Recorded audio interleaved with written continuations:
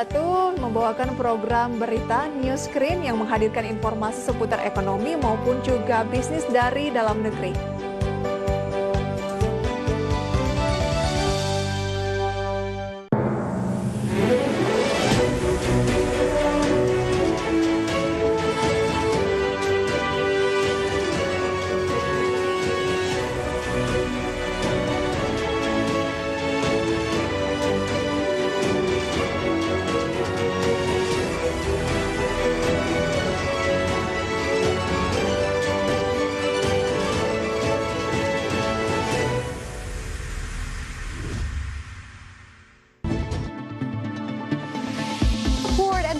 Lake Toll Road constructions is about to finish by 2021.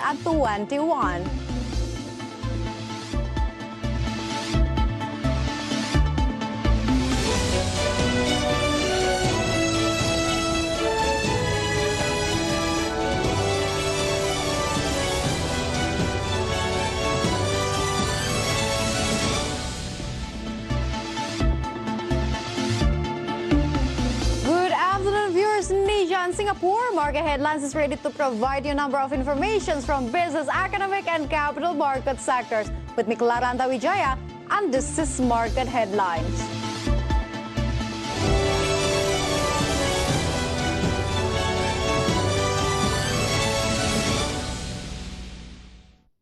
Yes, viewers, tebing tinggi serbelawah toll road constructions that connects Kuala Namu Airport and Toba Lake is about to finish by 2021.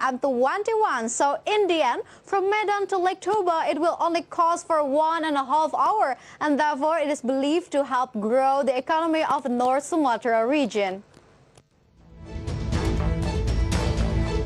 Coordinating Minister for Maritime and Investment Affairs, Luhut Binsar Panjaitan, said that the constructions of Tebing Tinggi Serbelawah Toll Road is targeted to be completed in December 2021. Before there's no Tebing Tinggi Serbelawah Toll Road, it takes much time to drive from Medan to Toba Lake. However, after the construction's finished, it can be used. It can cut around 2.5 hours to be only 1.5 hours. Dari Kuala Namu akan ditempuh 1,5 jam nanti sampai di Sibisa. Kalau tol ini semua selesai. Tol ini yang sampai ke Siantar akan selesai tahun ini. Jadi itu sudah tadi kelihatan semua rampung, udah 60-70%. Kemudian studi dari Siantar yang ke Parapat sampai Sibisa itu sudah selesai setengah 60%. Kita harap construction itu bisa selesai akhir tahun depan juga.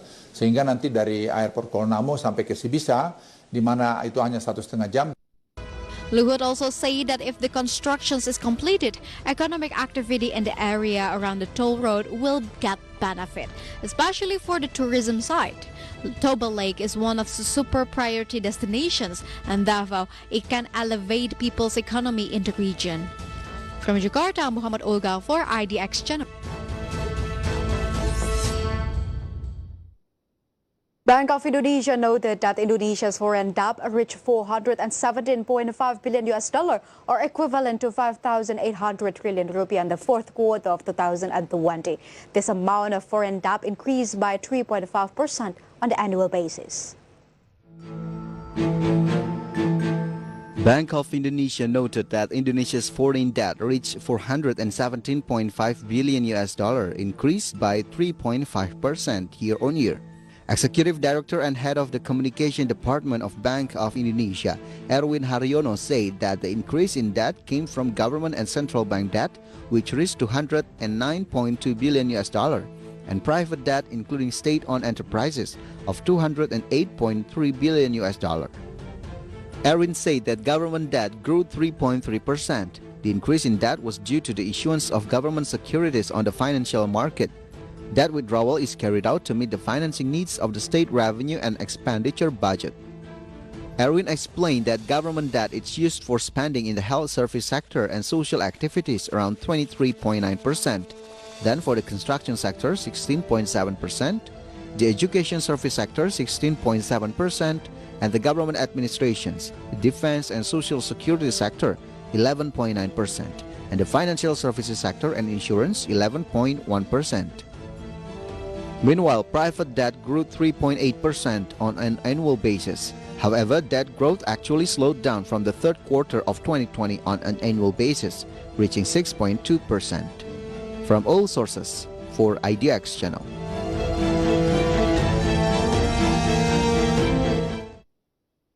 The Ministry of Transportation is aware that the railway sector has tremendous potential to absorb a large number of workers, and therefore the ministry works on railway sector labor-intensive program in 2021 in Central Java with a 3.2 billion rupiah allocation.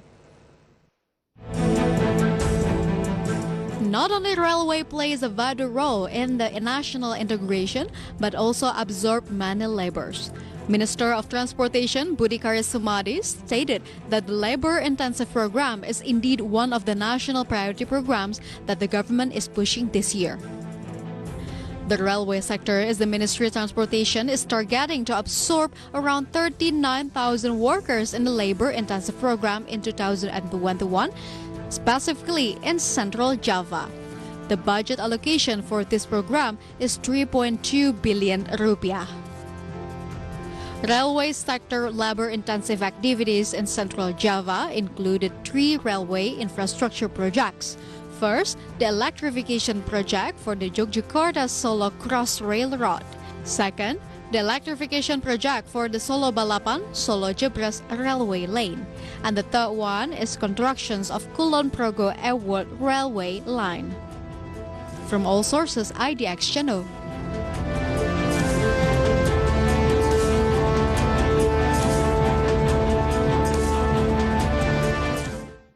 Oil prices rose to highest level in about 1 year, passing by $60 a barrel. But even so, Indonesian Chamber of Commerce say that the rising oil price doesn't give much impact to the domestic oil industry. Global oil price edge higher as the time goes by, passing $60 a barrel. The increase in oil prices is a good sign for the upstream oil and gas industry, which has been slumped due to COVID-19 pandemic, including the oil and gas industry in the country. However, representative of the Permanent Commissions for the Upstream and Petrochemical Industry of Kadin Indonesia, Ahmad Wijaya, does not see the rising oil price has much impact on domestic oil industry. According to Ahmad, Indonesian oil lifting is still low. For that, he encourages the government to focus on developing the natural gas industry to become LNG. This step, according to him, is significant in increasing the gas industry in 2022. Significantly change enggak, kecuali pemerintah merubah pola energi yang dari gas bumi ini yang terus bisa di-upgrade sampai ke LNG, nah itu mungkin akan menjadi significant change di tahun 2022 lah.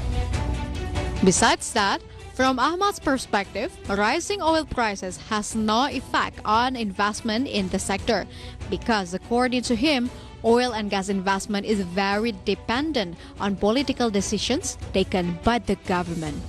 From Jakarta, Rizka Ayu, Zulkifli, IDX Channel.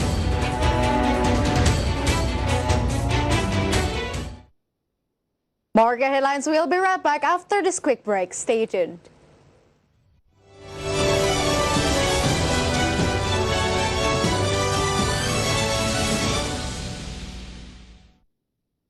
Market hari ini sudah dibuka dan menghijau begitu. Anda ada di zona positif, akankah ini terus berlanjut? Saya masih mencermati untuk saham-saham ini ya, tambangan, saham alam putra nih ya. Asli kan kemarin belum naik, ini potensi naik.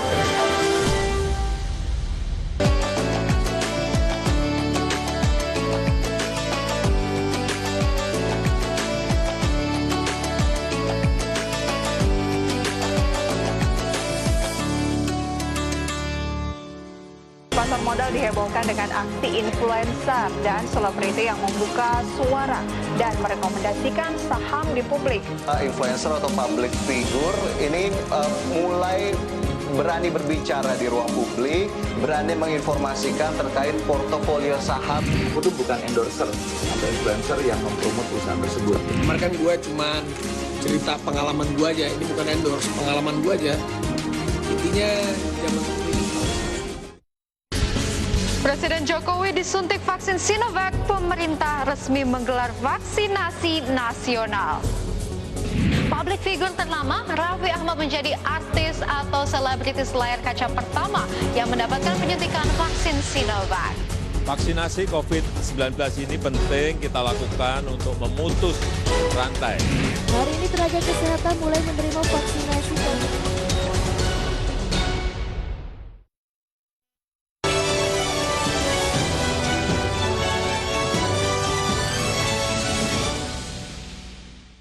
Welcome back to Market Headlines. So viewers, the government finally decided to exempt luxury tax for the automotive sector for 2021 and will take effect on March 1st. And luxury tax waiver on car is aimed at encouraging the manufacturing industry recovery, one of which is the automotive industry, which is severely affected by COVID-19.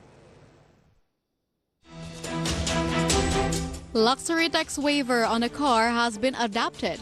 Not all cars get the tax waiver, but only sedans under 1,500 cc with 4x two-wheel drive.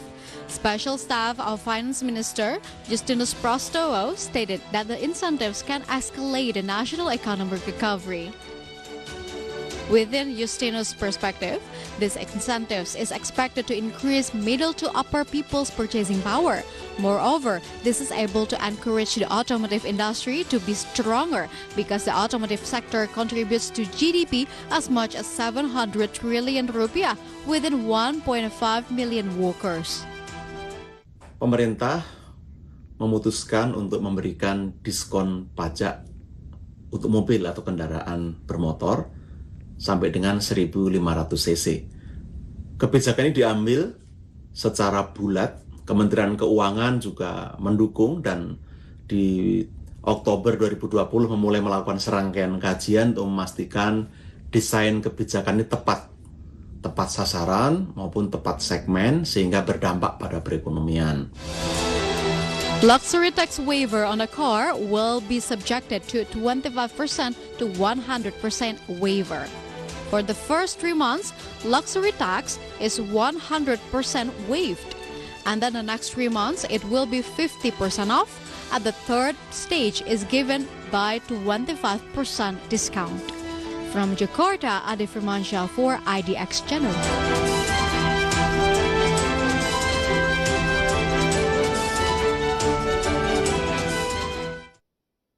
We can say that only certain people buy cars during pandemic. In the midst of economic uncertainty, people would rather have cash or save their money for emergency fund. And as a result, car sales goes off sharply.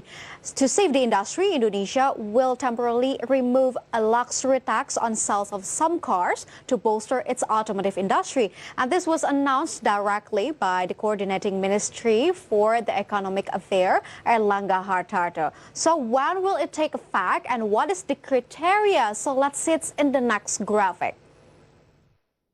Through your graphic, we can see the incentives will be taken effective by March to November 2021 within this period.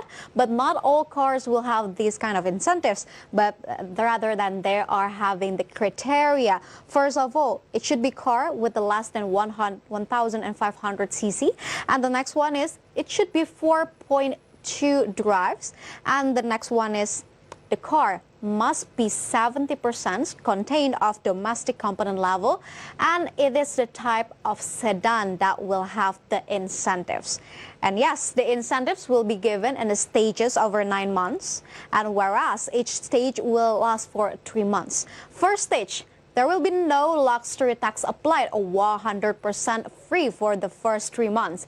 And the next one is that the second stage, which is the next 3 months, luxury tax will be 50% off.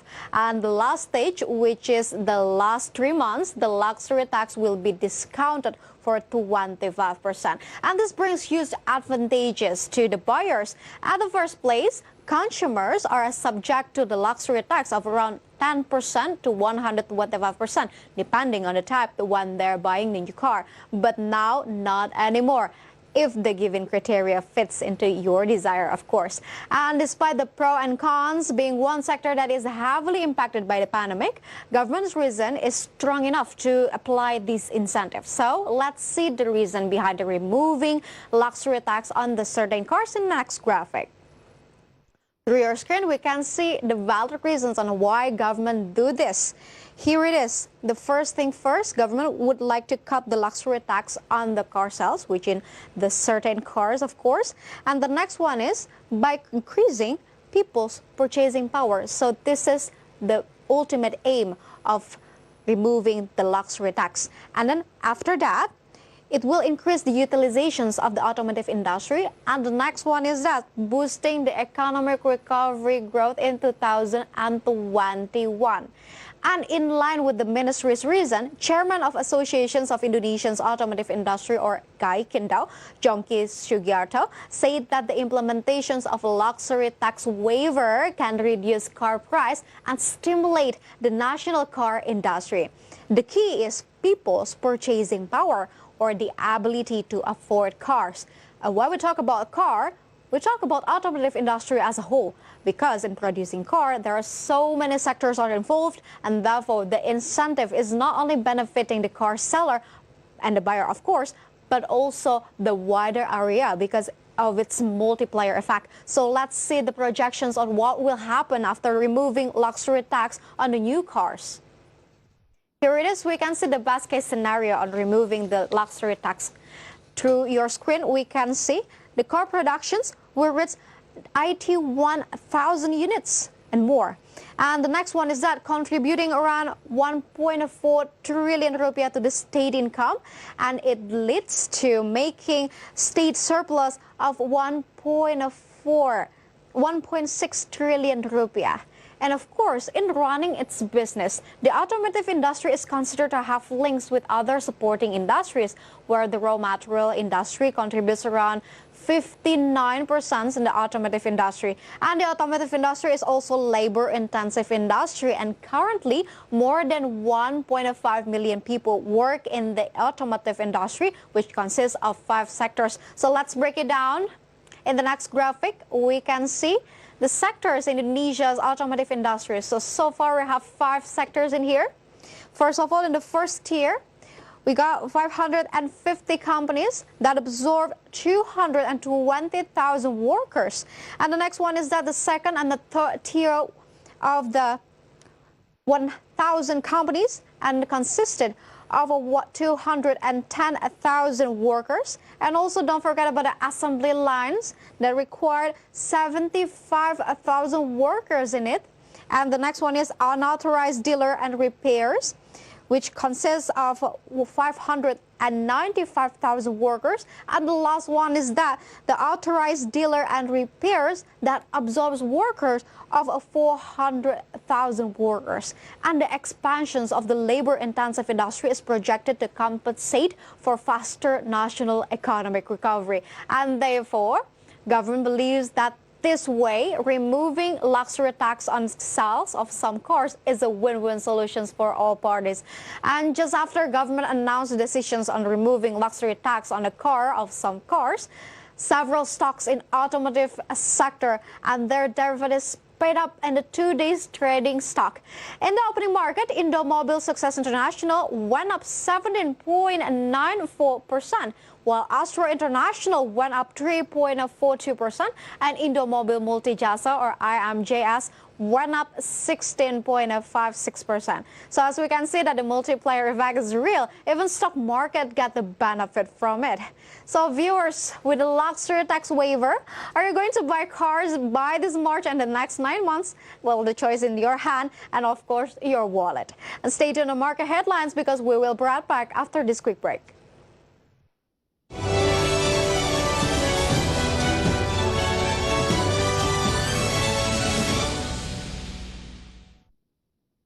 Bagaimana outlook UMKM di 2020 ini, Pak Leona? Saya ingin mengajak terutama anak-anak muda bagaimana caranya supaya nantinya ini bisa berkooperasi dengan baik. Dan ini sudah dimulai. Kementerian Pariwisata dan Ekonomi Kreatif telah menyiapkan 3 program yang menjadi langkah awal untuk membangkitkan pariwisata di tahun 2021. Pemerintah menegaskan bahwa di awal tahun 2021 ini tetap fokus pada aspek kesehatan masyarakat. Kita melihat bahwa tren positif itu terjadi karena pertumbuhan kuartal ke kuartal itu sudah di 5,05%. Pemerintah memastikan akan mengubah bantuan sosial di wilayah Jabodetabek dari skema bantuan sembako menjadi bantuan langsung tunai. Ya, Wall Street memulai 2021 dengan aksi jual di mana salah satu indeks utamanya yakni Dow Jones melemah 1,25%. Ya, indeks harga saham gabungan naik signifikan pemirsa. Kita akan mencoba menganalisis beberapa sentimen isu. Proyeksikan bahwa perdagangan kita masih ada potensi untuk menguat. Ya. Akankah menjadi sentimen yang positif yang ikut mendorong juga? Biasanya sangat kuat gitu mempengaruhi bursa saham kita ya. Ya.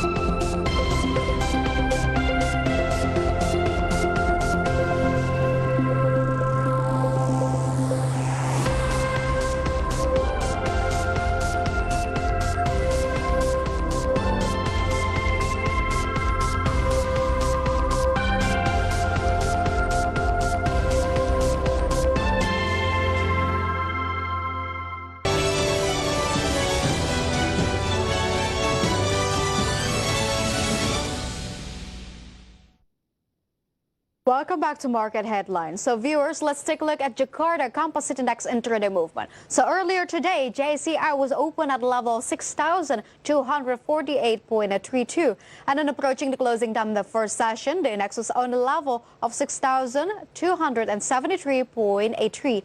And then the index was showing strengthening trend by the second session closing time. The index was closed at a level of 6,270.32. In short, at JCI went up 0.77%. And next, we're going to see the sectoral movement. Leading the dynamics of today's trading, we got basic industry as the leader of the strengthening trend that went up 2.23%. Misc industry went up 1.89%. Consumer goods went down 0.38%. And mining went down 0.12%. Moving on to the top gainers and the top losers. Here are the key highlights from today's trading session. Astra International went up 1.71% to the level of 5,950 per share. And then, moving on to the next gainer.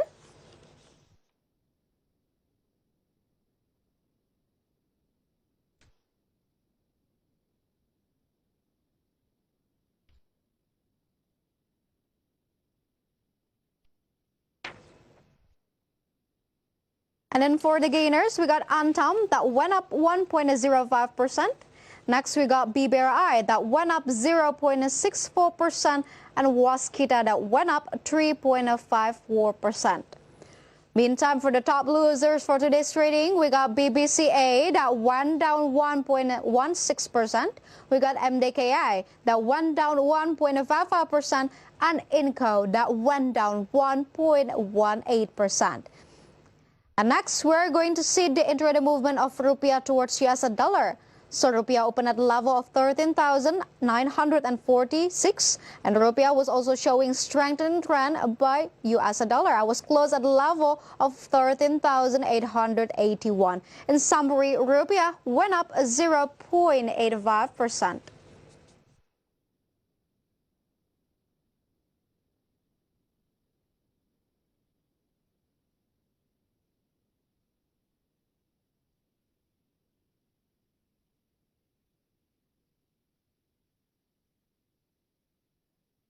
And yes, viewers, the terminations of the lease contract for 12 CRZ 1000 Bombardier aircraft was acknowledged by the President Director of Garuda Indonesia will save 220 million US dollar.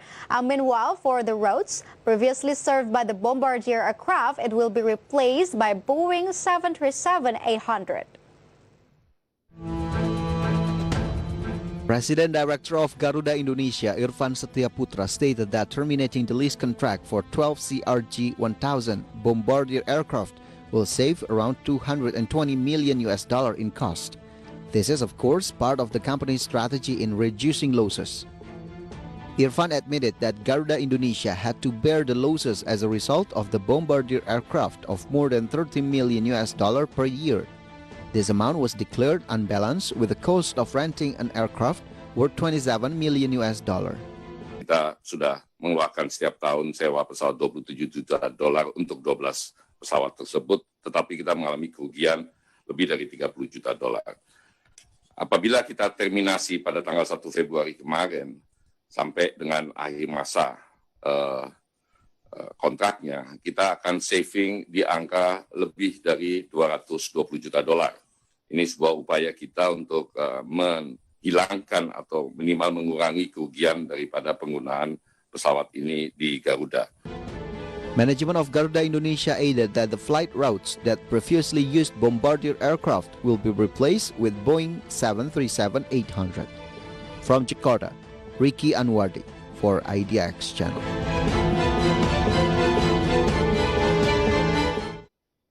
Moving on to mineral mining issuer, Aneka Tambang targets productions and sales performance growth for nickel commodities of more than 50% by 2021.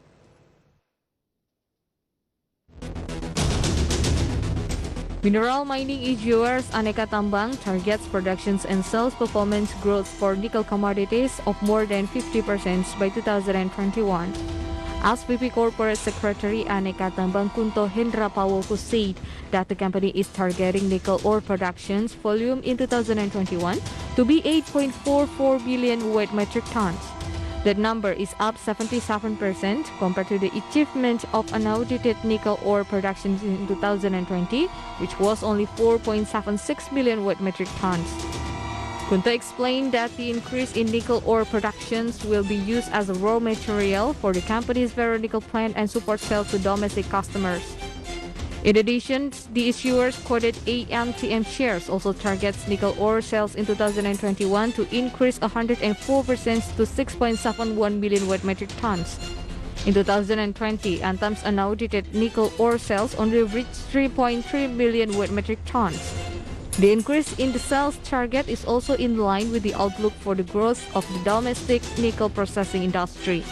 From all sources for IDX Channel. Step aside from market conditions as coronavirus pandemic takes a big role on current economic situations. Here it is an update data about coronavirus globally.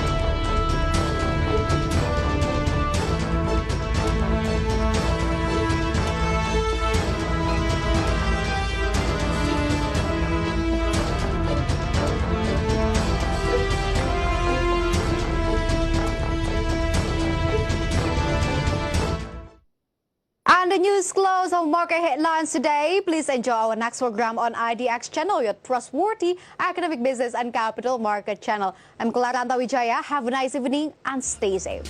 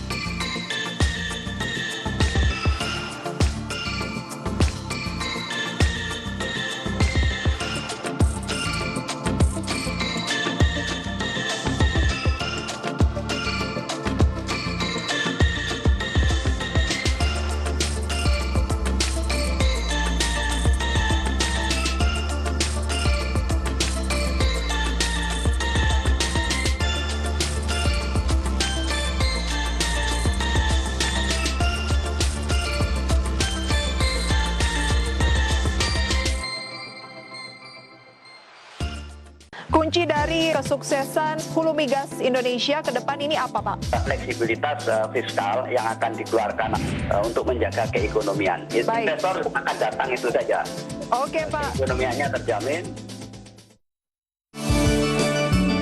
Sebetulnya industri hilir itu lokal itu udah siap. Jadi pemerintah juga nggak perlu lagi menarik investor untuk industri hilir. Jadi pemerintah cukup menarik investor untuk industri bahan baku.